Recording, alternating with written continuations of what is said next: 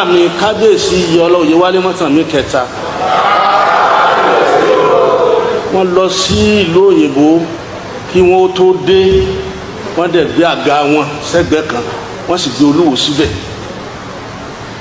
bólúwo sì wà ń pò kẹrin nu Àtaọ́ja ló ní pò kẹrin rẹ̀ tí mo dé bá ní tí mo rẹ̀ fáwọn ìwé ìròyìn nígbà wọ́n ní mo ní ipò ló ń bá wa nígbà pé ipò kẹrin ní aṣáájú mi wà àga rẹ̀ mo jókòó ipò kẹrin náà mo wà bí wọ́n ṣe jí mọ́ lọ́rùn àtìgbà náà mo wà silent lórí ẹ̀ tí mi tí mo nà àbáyọ mo dẹ̀ gbégbèsè lábẹ́lẹ̀ ṣùgbọ́n bàbá ti wù ká dáná tó ìfin rẹ̀ ọ̀bọ̀ ta báwọn bá kankan já o ṣùgbọ́n àga Àtaọ́ja ipò kẹrin lọ́sùn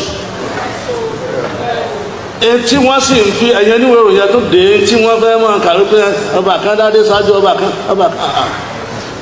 Gbádéwọ̀lú Láròyé àkọ́kọ́ adé ló gbé láti igbó òpólé tó gbé wọ̀lú.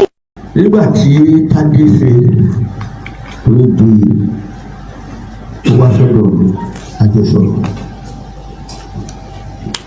àwọn gbà pé nígbà tí wọ́n gbé state wọ́n gbé owó ọba fọ́sùn tó bá fẹ́ ṣe nǹkan dáadáa ni tó bá fẹ́ ṣe Ọ̀ṣun state ibi ni ọba jẹ́ capital. Allahu Akbar. Ntúnṣe sọ ló ń fi sọ ntúnṣe wí ìwé ìwé tí ò ní sí àríyànjiyàn. Ataoja Osogbo baálé Òṣogbo ni a kì í wó kì í kì í wó baálé kì í wó ni. Olókùnkùn kì í òkùnkùn baálé òkùnkùn ni. Mo ń fi àwọn ìwé kan ránṣẹ́ sí kábíyèsí ló tètè gbọ́n fún ránṣẹ́ sí tó bá tọ́jú ẹ̀ lórí. Nínú council of obas ní Old Western region ipò tó wà mo máa kẹ́ fún bẹ́ẹ̀. Olúwo ìṣèbálẹ̀ wò.